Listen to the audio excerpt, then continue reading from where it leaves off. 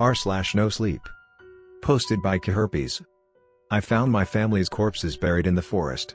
So who has been living with me in my house? Life in my house had started to become twisted a few months ago. The amount of strange and psychotic incidents I had dealt with seemed to grow by the day. My 6-year-old daughter, Brandy, used to be a heavy sleeper before all this started. She would fall asleep on the couch while watching TV, and I would often end up carrying her to her bed. But lately, she never slept. Every time I woke up in the master bedroom, I would catch a glimpse of a small face peeking around the door, silently disappearing into the shadows of the house, unrestrained glee on her small face. My wife had the most severe personality changes of all. She wasn't the woman I had married. All of her warmth, compassion and humanity had suddenly disappeared, leaving some monstrous shell behind. Like my daughter, she never seemed to sleep anymore. She would disappear into the dark forest behind the house at night, wandering in her nightgown, barefoot, like a pale ghost disappearing into the mist. One night, I remember waking up from a nightmare. The bathroom light dimly illuminated the master bedroom where I slept. I turned to my wife, and found her already awake staring at me with an insane expression, her eyes bulging out of their sockets, a wide, lunatic grin spread across her face. I sat straight up in bed, my heart palpitating with fear. "Is something wrong?" I asked, but she continued to stare at me with that inhuman expression, her eyes gleaming. "Emma? Are you okay?" I felt something wet and sticky soaking into my t-shirt. I looked down on the bed, and saw a freshly dead possum laying between us, its head twisted around, its torso sliced down the middle. Intestines spilled out onto the sheets, staining them. The smell of blood and death hit me all at once, and I jumped out of bed without another word, grabbing new clothes and running to the bathroom. I locked myself in, hyperventilating for a few moments. Then I managed to calm myself down. I checked the lock again. Then I stripped naked and took a long shower, wiping the blood off my skin over and over. No matter how much soap I used, I still felt stained. When I was done, I opened the door a tiny crack and peered through. The bedroom looked empty. I had no idea where my wife was, and I didn't care. I quickly ran to the guest bedroom, locking the door behind me. And, for the last couple months, I've slept there every night, a can of police mace on the nightstand next to the bed, a brand new deadbolt on the door. The next morning, I met my friend Richie at a local diner. I had called out sick from work, and as I sat in the booth waiting for him to arrive, my hands shook uncontrollably. I spilled coffee on the table and on myself more than a few times. I hadn't slept since the incident, and was only running on a couple hours. I saw Richie arrive, striding through the front door. He wore a t-shirt to show off the tattoos on his arms. With his dirty blonde hair and blue eyes, he had a very Irish cast to his face. He sat down across from me, looking me up and down quickly and frowning slightly. He saw all of the spill marks on the table, the napkins I had used to do a half-assed job of cleaning it up, my trembling hands and sunken, tired eyes. I'm sure I was quite a sight. "What's up, Thorne?" he asked simply, not smiling. Like a lot of my friends, he always called me by my last name, rather than by Julius. I shook my head. "I don't know, man," I said. "Some weird shit has been going on. Like, really weird. I'm scared, man. I really am." He nodded. "Yeah, I can tell," he said. "You know I'm always here for you. Whatever you need, just call." "Thanks," I said, trying to smile slightly. "Now, why don't you tell me what's going on?" he said. "I'm all ears. Tell me everything, and maybe we can figure out something." At that moment, the waitress came, taking our orders and bringing Richie some coffee. Once she had gone, I told him everything that had happened. I didn't leave out a single detail. By the time I was done, our breakfast had arrived and we were both on our third cups of coffee. I still felt drained, however. The caffeine seemed to make me feel more tired, if anything. Richie said thoughtfully, eating a piece of bacon off his plate. He stared across the room, his eyes looking 1,000 miles away, deep in thought. "That is weird." "I think it's more than weird," I said. "It's fucking psychotic. I'm scared to go home. I'm scared to be in the same room with my own wife and daughter." "Yeah," he said, nodding, chugging the rest of his burning hot coffee in one long swallow. "It is. Psychotic, I mean. What do you think is happening?" The question caught me by surprise. I choked on my coffee, coughing. "Me?" I asked. "I have no goddamned idea what's happening. All I know is my wife and daughter have turned into lunatics.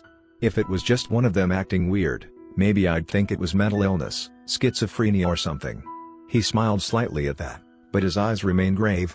I think the seriousness with which he took the situation freaked me out nearly as much as the situation itself.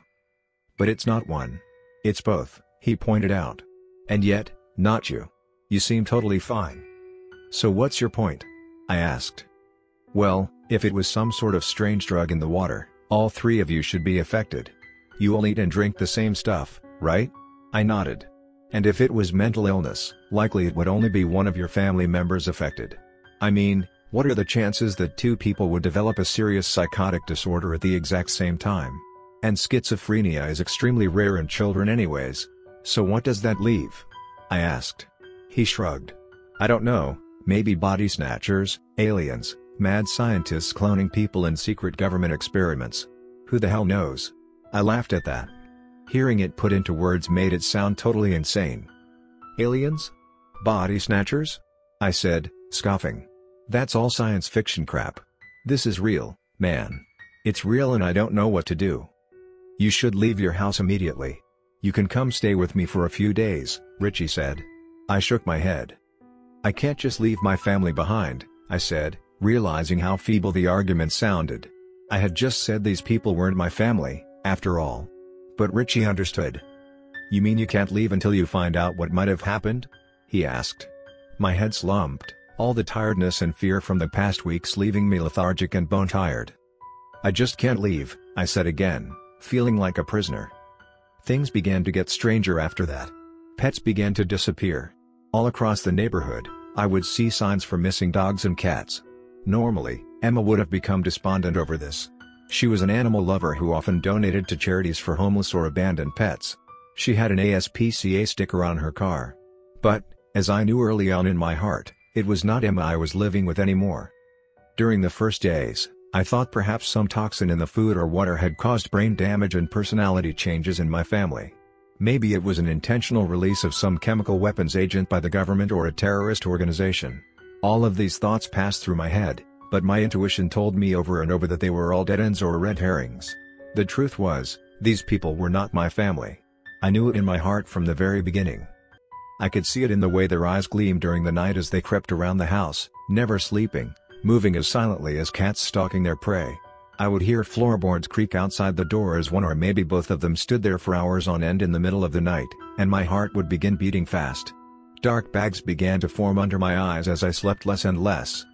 The only release I had was work, but every night, I would have to come back to these people who I didn't know, but who looked identical to my family. I lost weight from the stress, and I began to smoke heavily. Normally, Emma hated it when I smoked, and she never allowed smoking in the house. Now, I chain smoked inside and she didn't even seem to notice. She and Brandy barely talked anymore, even to each other. When they did speak, their sentences were short, clipped and often bizarre. A month ago, I was sitting up in the guest bed, smoking and reading some Philip K. Dick. I had the 3 Stigmata of Palmer Eldritch in my hands, which, ironically, was a story about a man who had been replaced by an advanced alien civilization. It struck too close to home, and I put the book down, just staring out the window, the dim lamp I kept on through the night giving the room a yellow glow. And then I saw her. My wife was creeping out the basement door, barefoot, an insane smile plastered across her face. Her wide eyes looked around. She looked like a maniac who was trying to keep herself from descending into uncontrollable laughter.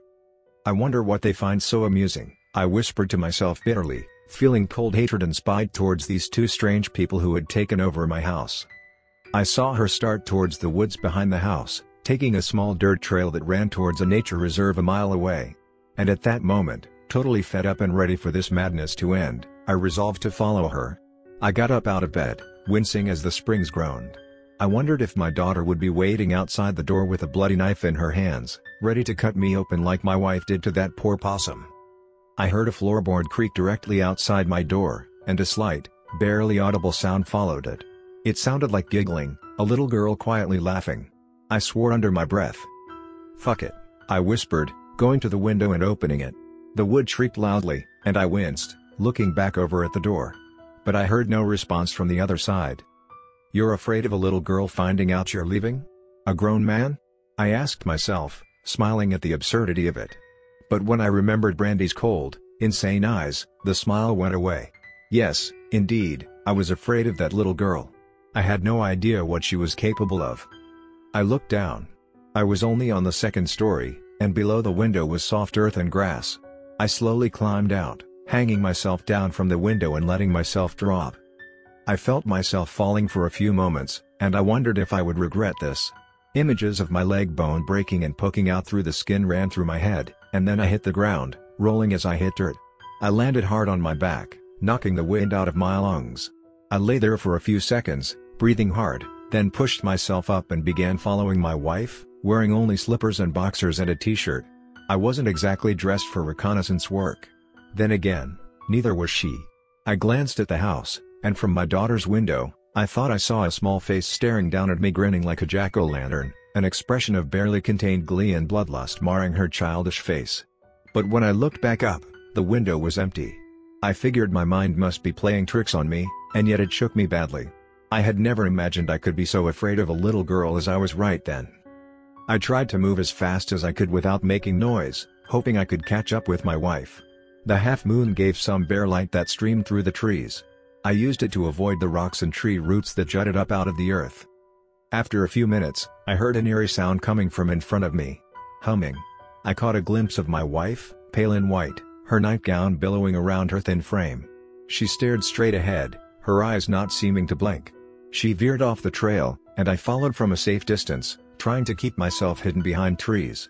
It felt like dozens of eyes watched my every movement, but I brushed it off as paranoia.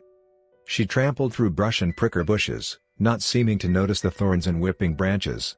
I tried to avoid the obstacles while still keeping her in view. We went uphill for a while, and to me, her choice of direction seemed totally random.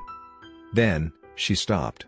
The humming cut off in mid-note, and she knelt down, sighing in pleasure. She began to play with something white laying on the ground under a small pile of leaves and brush. She carefully brushed the remnants of disintegrating leaves and soil off the object. From behind the tree, I couldn't see what it was. She ran it through her fingers, stroking it lovingly, even kissing it. After what felt like an eternity, she put it back down, turning around to start back towards the house. She passed within 20 feet of me. I hid behind the largest tree in the immediate area, moving behind the trunk as she passed, praying no twigs would snap and give away my presence. None did, and I watched her descend into the fog in the trees. As soon as I was sure she was gone, I crept forwards towards the spot I had seen Emma crouching. A bone lay there, thin and long, still covered in small pieces of rotting flesh. In horror, I knelt down, examining it closer. It looked too large to be an animal bone, though perhaps it could have come from a deer. Underneath, I saw the earth had recently been disturbed. It looked as if it had been dug up and filled back in. I went back to the house and grabbed a shovel from the shed, determined to solve this mystery. The dark house loomed over me, the windows looking down on me like pupils, hiding what lay behind them. When I got back to the side of the bone, I started digging. The earth was soft and fresh, and it didn't take long to get a large hole started. But I found nothing for the first half hour. Covered in sweat and breathing heavily, I took a break, then returned to the task. Once I had gotten down about 5 feet, I saw something besides dirt and small stones. At first, I couldn't tell what it was, but it emanated a fluorescent, day-glow color. Then, with horror, I realized it was my daughter's favorite t-shirt. I kept pulling dirt off, and soon found 2 bodies in the pit. It was Emma and Brandy, their throats cut wide open, their staring eyes covered in dirt. I turned and vomited on the forest floor, feeling I might collapse at any moment. Waves of hopelessness, confusion and anger consumed me in turn. Staggering, I ran out of the woods, going to a neighbor's house and frantically knocking on the door. It was 3 a.m., and it took a while to get a response.